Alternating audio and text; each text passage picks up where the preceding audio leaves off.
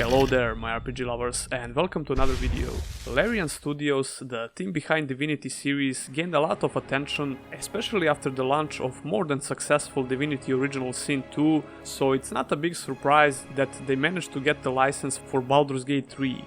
But there are some people who think that this license should be acquired by Obsidian Entertainment, a well-known team behind a lot of quality RPGs like Pillars of Eternity 1 and 2, Fallout New Vegas, and the upcoming game The Outer Worlds. We're gonna do a little comparison between these two studios and their approach of making CRPGs. And as always, before we continue, consider subscribing for more RPG news, guides and reviews. You can click on the bell icon so you don't miss any future uploads. Larian Studios announced Baldur's Gate 3 back in June 6th with one cinematic trailer. But this didn't come as a big surprise for those who followed Larian on social media, because there was a big leak that happened on Twitter prior to this. Almost everyone thought that Larian is teasing Divinity Original Sin 3, but one guy, Hamster, managed to find the name Baldur's Gate in the source code of the webpage. Not too long after this, we got the official announcement and the trailer for Baldur's Gate 3. Majority of the people are excited to see what can Larian do with this game, and I'm definitely one of them, but like I said, there are some people who would prefer that Obsidian got a chance to work on this game.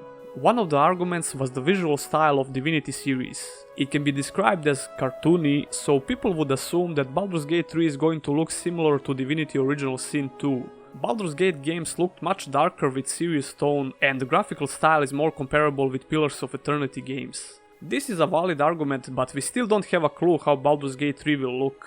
Judging by the trailer, the game certainly won't look cartoony, but we still don't have any gameplay footage. To be honest, I personally prefer the style of Divinity Original Sin games, so I don't have any problems if this is the case, but it's understandable why some people don't like it. And like I said, we still don't know how the game will actually look, so my advice is just to wait until we get more information. Larian claims that this is the biggest RPG they ever made, so that's really promising. In an interview with Sven Winkel, the CEO of Larian, GameSpot asked what stage of development is the game at.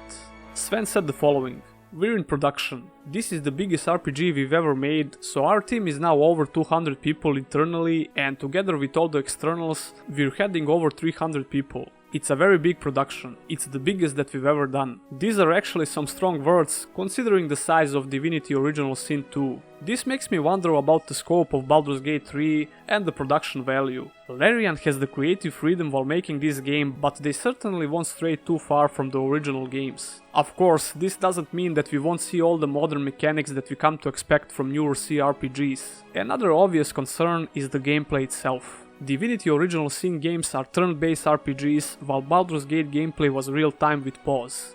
We still don't know how Baldur's Gate 3 gameplay will work, and will Larian stick with turn-based combat like in Divinity Original Sin? I think this is the strongest argument when we bring Obsidian into discussion, because the gameplay in their games was real-time with pause. It works pretty much the same like in Baldur's Gate, but it's much improved and modernized, of course.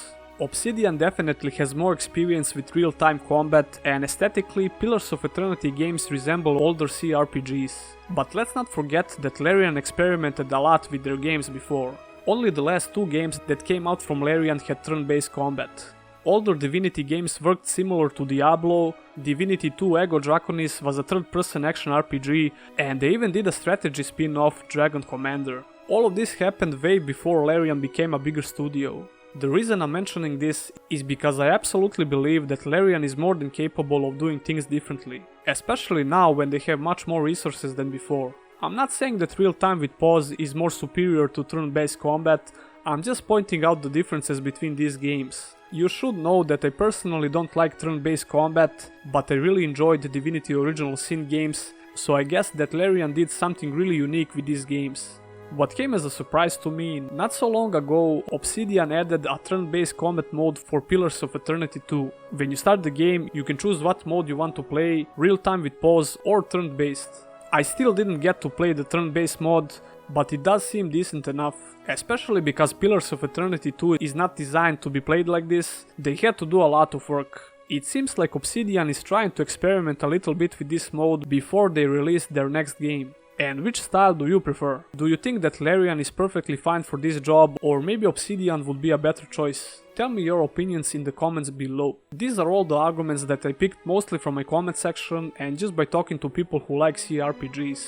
I believe that Larian is really ambitious, especially because original Sin 2 was really successful, so I think there is no reason to worry about Baldur's Gate 3. It's certainly in the good hands. Don't forget to subscribe for more RPG stuff like this. I do news, in-depth guides and reviews. Special thanks to my patrons and YouTube exclusive members, and if by any chance you want to become one of them, all the links are in the description.